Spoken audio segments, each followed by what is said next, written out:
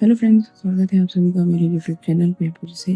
आज हम बात करने वाले हैं लाइंस के ही एक और सेगमेंट में, जिसमें मैं बताऊंगी थोड़ा सा वार्म अप करने का स्टाइल कि अ, ये आपको आगे के लिए ध्यान रखना है कि जब आप स्केचिंग में थोड़ा सा और आगे बढ़ेंगे, जब हम चीज़ें शेप्स फॉर्म्स यहाँ पे पहुँचेंगे या फिर आगे जब हम मे बी पोर्ट्रेट या कुछ और भी बनाने लगेंगे, तो उस समय जब हमें वार्म अप करना होता है तो हम वार्म अप कैसे करते हैं, यानी कि हाथों की जो मसल मेमोरी है, जो हम ड्यूरिंग ये एक्सरसाइजेस हम सीखेंगे। तो जब हम हमारी जो शोल्डर मसल्स हैं, जब हमारी मसल मेमोरी में फीड हो जाता है स्ट्रेट लाइन बनना या आगे और भी लाइन्स हैं, और भी तरीके की लाइन्स होती हैं जो मैं आपको बताऊंगी। तो अब क्या होता है कि हमेशा तो हम प्रैक्टिस नहीं कर सकते हैं, तो हमें क्या होता है कि हमें वार्म अप करना पड़ता है, क्योंकि हमारी मसल मेमोरी में वो फीड हो चुका है, तो हमें बस थोड़ा सा वार्म अप करना है। तो कुछ उस तरह की थोड़ी बहुत मैं चीज़ें बताऊंगी जो आपको प्रैक्टिस करनी है। और क्योंकि अभी आपने देखा होगा मेरे पिछले वीडियो में कि मैं अभी शायद इसके हाफ पे पहुंची हूँ स्ट्रेट लाइन बनाने के लिए, और अब मैं कोशिश कर रही हूँ कि उससे भी बड़ी लाइन बनाऊँ। तो उससे भी अगर मुझे बड़ी लाइन बनानी है तो मैं अपनी जो ये कॉपी है उसे मैं मूव कर लेती हूँ, यानी रोटेट कर लेती हूँ।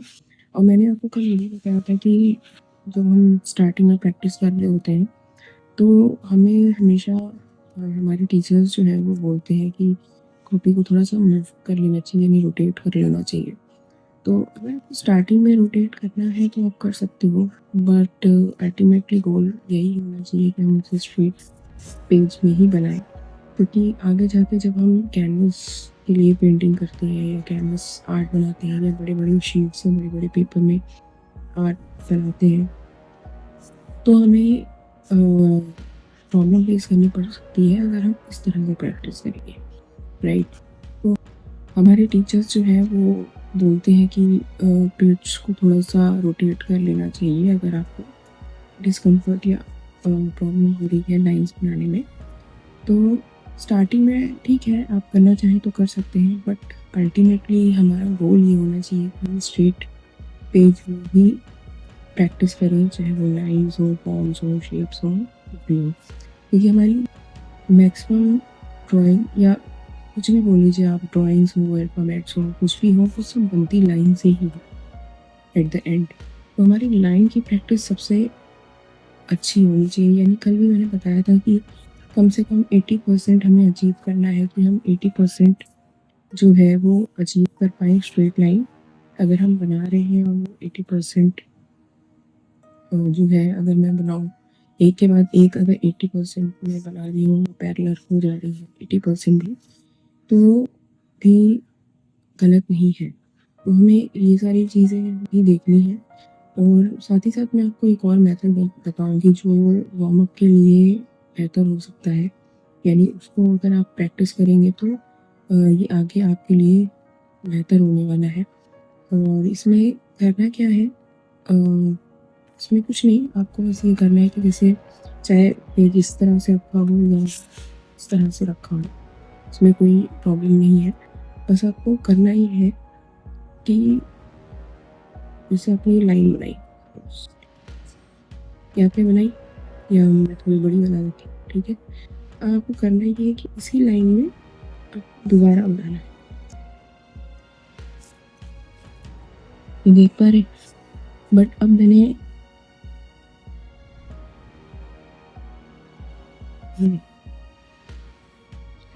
देखिए मेरी आप यहाँ पे गलती देख रहे हैं कि ये जो है ऊपर नीचे कहीं पे भी जा रही है, बट हमें अचीव ये करना है कि जब हम बनाएं तो दोबारा इसी में करें, तो ये वाला जो पॉइंट है वो हमेशा सेम होना चाहिए। इसके आगे वाला जो पॉइंट है हमें मैक्सिमम कोशिश करनी है कि वो अभी मेरी अच्छी नहीं बन रही है क्योंकि मेरी प्रैक्टिस नहीं है। वैसे वो आपको जो जो मैं सीखती जा रही हूँ मैं आपको भी बताती जा रही हूँ कि हमें क्या क्या ध्यान में रखना है,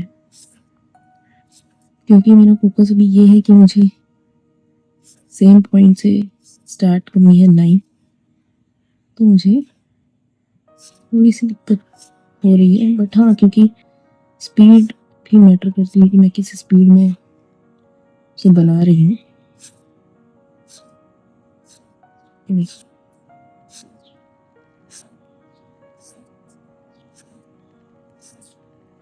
ये आप देखोगे तो काफ़ी पहले से बेटर है।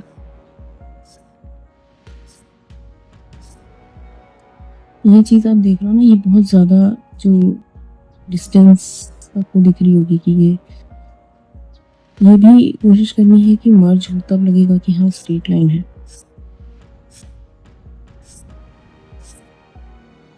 देखिए ये पहले से तो बेटर है, बट हाँ थोड़ी सी टेढ़ी हो गई है ये लाइन भी। यही प्रैक्टिस में करनी है। देखिए ये फिर भी बेटर है बाकी के कंपैरेटिवली। इस तरह की हमें बनानी है। बट हाँ ये है कि हमें जब ये बनानी है तो कोशिश करनी है कि इसको 8 या 10 बार एक के ऊपर एक इस तरह से खींचे।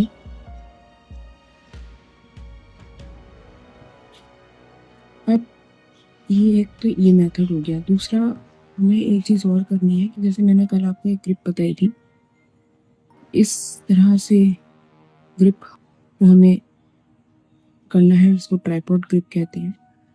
दूसरा हमें कोशिश करना है कि हम थोड़ा दूर से, यानी कम से कम 2 इंच, जो भी आपको कंफर्टेबल हो। अगर आप थोड़ा और दूर से भी जा सकते हैं, आप ऐसे प्रैक्टिस करें।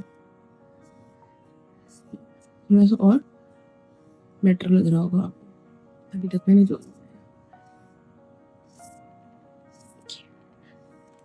क्योंकि मेरी प्रैक्टिस नहीं है तो जाहिर सी बात है कि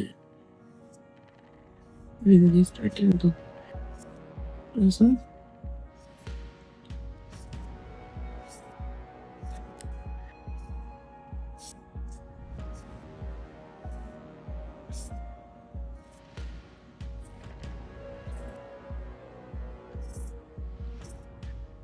मोस्टली क्या है कि हम जब स्केचिंग करते हैं तो या स्टार्ट करते हैं स्केचिंग, तो हमेशा हमारी जो पेंसिल जब हम होल्ड करते हैं थोड़ा दूर से ही करते हैं, क्योंकि इससे क्या होता है कि बहुत ज़्यादा टिप में प्रेशर भी नहीं जाता और स्टार्टिंग में हमें हल्की लाइंस चाहिए होती है, बहुत ज़्यादा ऐसे डार्क लाइन हमें नहीं चाहिए होती है।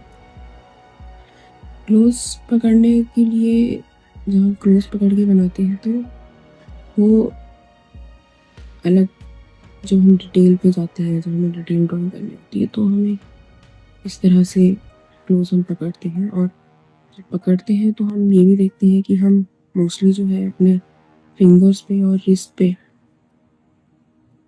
रेस्ट करके फिर हम करते हैं जब बहुत डिटेलिंग करनी होती है। बट हम उस समय ये भी ध्यान देते हैं, बहुत आगे की बात है, अभी हम इस पे फोकस नहीं करते हैं। वो जब आगे हम वहाँ तक पहुँचेंगे तो हम बात करेंगे। अभी फ़िलहाल हमारा फोकस जो होना चाहिए, देखिए अभी मैं आपको अगर आगे की डिटेल भी दूँगी तो प्रॉब्लम ये है कि फोकस इससे हट के हम आगे वाली चीज़ों पे चले जाएंगे। अभी मेरा फोकस और हमारा फोकस, एक्चुअली आपका और मेरा दोनों का फोकस अभी इस बात पे होना चाहिए कि हम लाइंस, अभी आप सोच रहे होंगे कि मैं पिछले 3 एपिसोड से लाइंस के बारे में ही डिस्कस कर रही हूँ, लाइंस के बारे में ही सारे एपिसोड्स बना रही हूँ, क्योंकि लाइंस में इतना कुछ है कवर करने के लिए। मैं नहीं चाहती हूँ कि छोटी सी छोटी डिटेल भी मिस हो जाए, क्योंकि ज़्यादातर लेक्चर्स में ना, आप अगर चाहें तो आप देख सकते हो, वो ना सब बता देते हैं कि लाइंस बनानी है, शेप्स बनानी है, बट उस टाइम पे हम जब हम प्रैक्टिस कर रहे होते हैं तो हम क्या क्या चीज़ें मिस कर देते हैं, क्या क्या चीज़ें हमें ध्यान रखनी चाहिए, वो सारी चीज़ें कोई नहीं बताता है। मैं आपको वो सारी चीज़ें, मैं चाहती हूँ कि मैं सारी चीज़ें कवर कर अपने एपिसोड्स में, कमिंग एपिसोड्स में, क्योंकि लाइन एक ऐसा है कि अगर इसके बारे में हम जितनी ज़्यादा प्रैक्टिस और जितनी ज़्यादा नॉलेज रखेंगे तो वो हमारे लिए आगे जाके वही सारी इन्फॉर्मेशन हमें यूज़ होने लग रही है। इसलिए मैं ज़्यादा फोकस कर रही हूँ कि मैं लाइन्स पूरी तरह से आपको कवर करवा दूँ, क्योंकि लाइन्स में बहुत कुछ है, क्योंकि सारी ड्राइंग्स आपकी, चाहे वो स्केचिंग हो, चाहे वो पोर्ट्रेट हो, या एक आर्किटेक्ट है, इंटीरियर डिज़ाइनर है, तो उसमें भी जब आप कोई भी डिज़ाइन करेंगे तो उसमें भी हमें लाइन्स ही चाहिए होती हैं, या आप एक स्कल्पचर आर्टिस्ट हैं, मतलब कोई भी, जब आप कुछ भी ड्रॉ करेंगे तो लाइन्स सबसे इम्पोर्टेंट पार्ट होता है इसमें। और कितनी तरह की लाइन्स होती हैं, ये सारी चीज़ें हम आगे आगे आने वाले वीडियोज़ में सारी चीज़ें कवर करेंगे। तो अभी मैंने आपको ये एक नया पार्ट बता दिया ताकि आपको बोर कि मैं सिर्फ और सिर्फ लाइन के बारे में ही बता रही हूँ। लेकिन ये बाकी लाइनों से आप कंपेयर करेंगे तो ये उनसे बेटर है, करेक्ट। और लाइन को कितनी तरह से ड्रॉ किया जा सकता है, ये सारी चीज़ें मैं आपको आगे आने वाले वीडियोज़ में बताऊँगी। तो अब मैं अगर ये वाली लाइन का प्रैक्टिस करूँगी तो प्रॉब्लम ये है कि मेरा जो भी टारगेट है कि मुझे भी यही लाइन्स पे फोकस करना है। और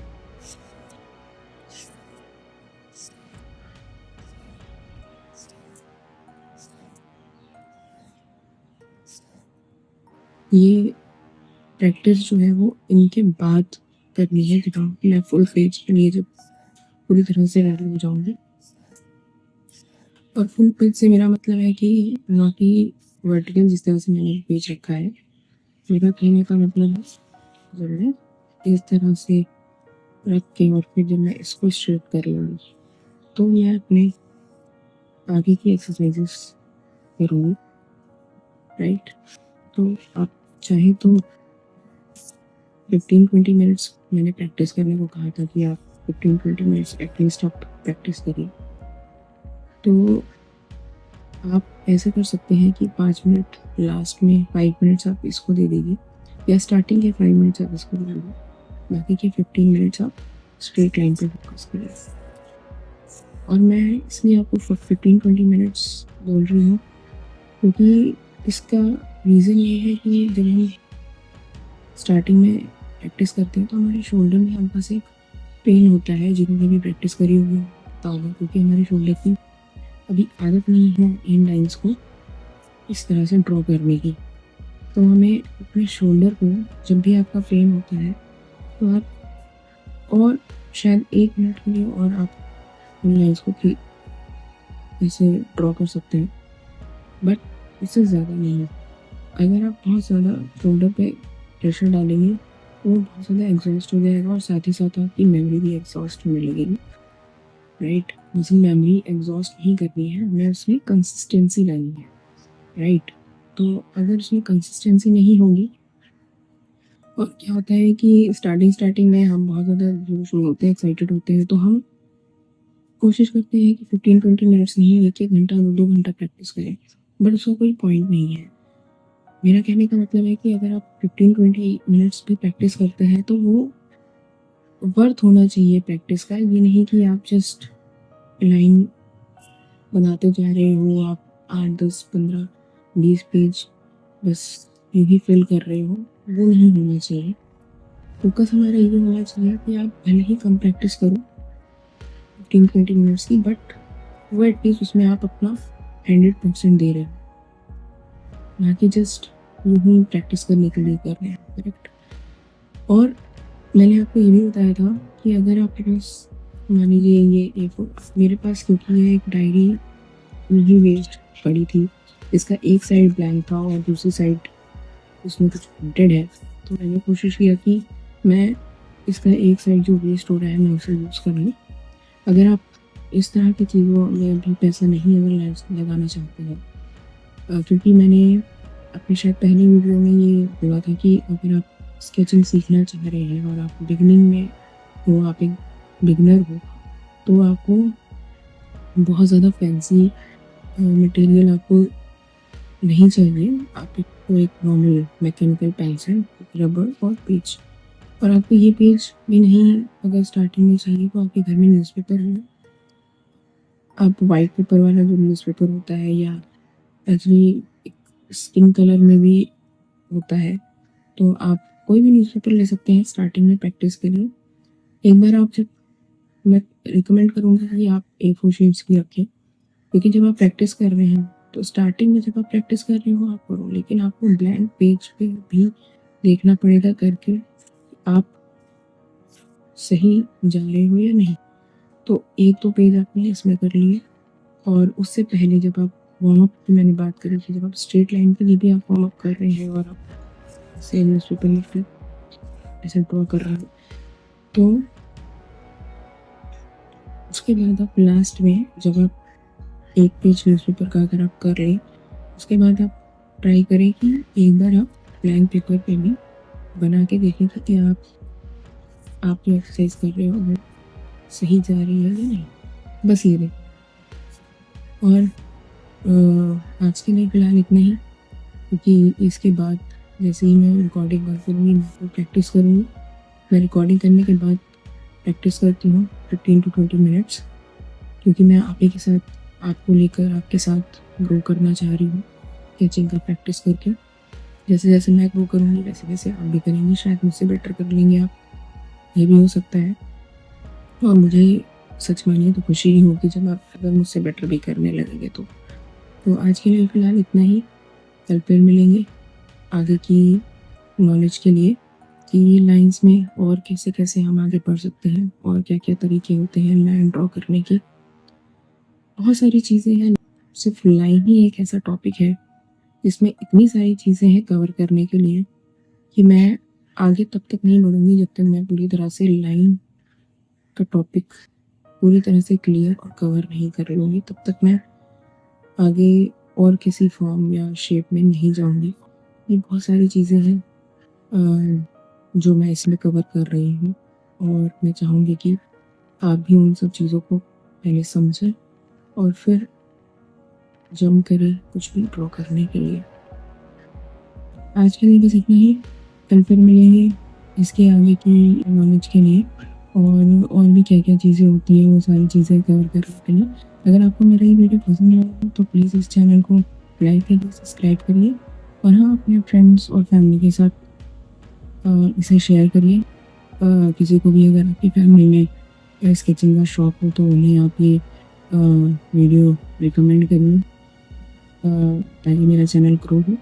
मैं नई हूँ यूट्यूब चैनल पे, तो मुझे आपका सपोर्ट चाहिए, ताकि अगर आप मेरे चैनल को लाइक, शेयर एंड सब्सक्राइब करेंगे तो मेरा चैनल ग्रो करेगा।